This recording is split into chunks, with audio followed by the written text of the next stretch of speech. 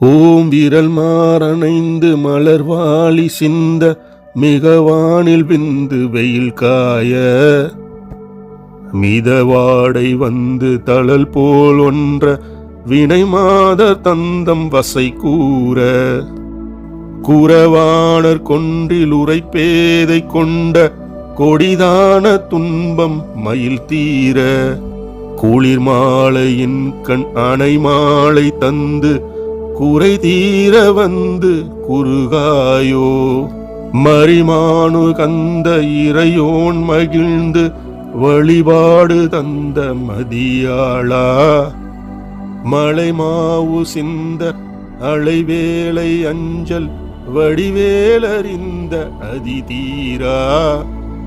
அறிவாளறிந்துன் இருந்தால் இறைஞ்சும் மடியாரின் இடைஞ்சல் களைவோனே.